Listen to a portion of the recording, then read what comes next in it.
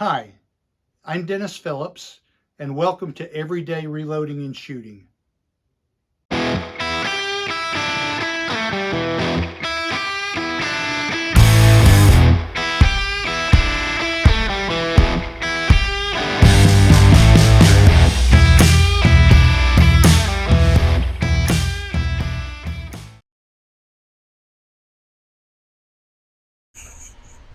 All right, welcome back. We're at the Georgia Gun Club today, and I'm trying to zero in on that elusive 1-inch group average with my AR556 at 25 yards. I'm continuing with 26.1 grains of CFE 223 powder and 55 grain full metal jacket bullets. Our groups, you can see some photos here of my previous targets, and the first target was too small to see. The second target was overkill. The third target was a little difficult to see, but as you can see here, I've got these 1-inch squares which are turned into a diamond shape, and I'll be aiming at the bottom tip of each of these diamonds. So we'll be shooting these at 25 yards. We'll be shooting 25 shot groups, and so let's get going and see how they do. As always, you're welcome to enjoy the music while I fast forward through my shooting, or you can skip forward to the results at the end.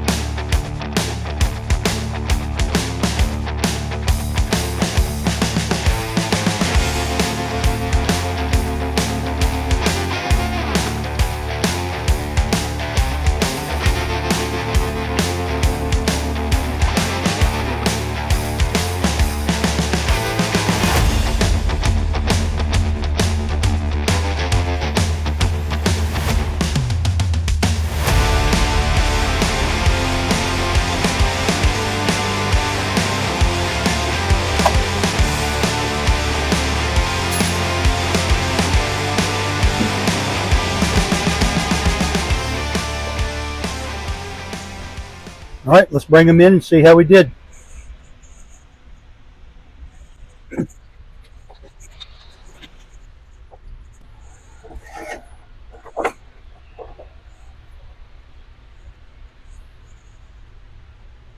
Okay, it's kind of a mixed bag.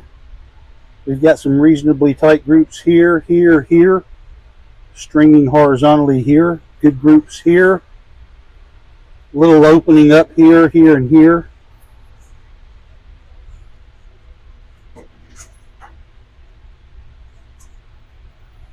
Little scattered, pretty tight 4 here, 1 there, pretty scattered there, pretty tight here, pretty tight, a little scattered, really tight 4 out of 5 right there with the flyer, pretty tight here, little scattered here, little scattered here, very scattered here, a little scattered here. But we will take these home, measure them, and see how they compare. We will also try a different load next time. I don't know that it's the load, but we will also try going with maybe some IMR powder and a 73 grain bullet. So we will try that and see if that performs any better. Most of this, I imagine, is probably the shooter rather than the ammo, but the only way to get better is to practice, and that's what we're doing here. So here are my results from the range today. The best groups I've circled in orange, and the worst groups I've circled in red. Overall, I shot 1.07 on all groups combined, compared with the last time out at 1.04, the time before that at 1.16, and the first time out at 1.38. So we were improving, and then we kind of fell back a little bit. So here we go on our first row. This was the cold barrel shot. There were no sight adjustments on this target. All of these squares are 1 inch by 1 inch, and they're turned diagonally like a diamond, and the point of aim was at the bottom of that tip. So I had my red dot just below the black mark. So our first group was 0.65 with the best 4 out of 5 at 0.35. And I'm only going to note the best 4 out of 5 where there was a significance. And 0.35 inches to me is significant. Second group was 1.09 with the best 4 out of 5 at 0.63. The next group was 0.74. The last group was 0.77. We had a row average of 0.81. If you drop down to the second group, our first target had a 0.65 average with the best 4 out of 5 at 0.42. And you can see that these are dead on the point of aim right here. And most of these were pretty much on center with the point of aim. They might have been a little bit scattered, but most of these were on center with the point of aim right there at the bottom of that diamond. Second target was a 0.99. The third one was a 1.39. The fourth was a 1.26. And we had a row average of 107.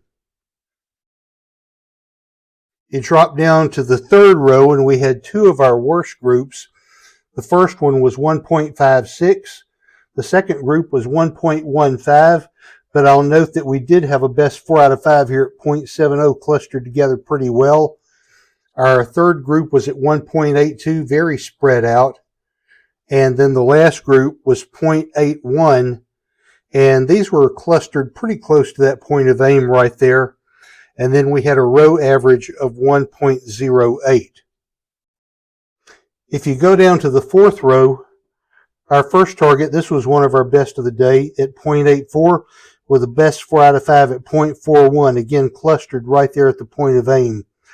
The second group was 1.48, although these were very much on center. We just had a flyer over here. Otherwise, these were very tight. Our third group was at 1.27 with the best 4 out of 5 at 0.54. And again, those were clustered right at the point of aim with a flyer off to the side. And then our last group was at 0.67 with the best 4 out of 5, again clustered right at the point of aim at 0.51. So this row average gave us a 1.07. Dropping down to the last row, our first target shot a 1.4. The second target, again one of our best of the day, was at 0.92 with the best 4 out of 5 at 0.87. That was not terribly significant, but it was, again, clustered very close to that point of aim. Our third group on that row was at 1.77, so those were pretty well scattered out there, although these three were in line with the point of aim vertically. And then our last group was at 1.17, and again, we're still pretty much centering on line with that point of aim, so we're pretty well centered, but that group was kind of spread out. And again, as far as the row averages, I may have missed one here, but our first row average was 0.81, then we go to 107, 108, 107, and 132. So our row average was 107. If you take our column average, and these were all the same charge weight, this is just interesting. The column average on the first column was 102, the second column was 113, the third column was 140, and the fourth column was 0.94. I do note that this last row is considerably worse than the others at 140, 92, 177, and 117 with a 132 average.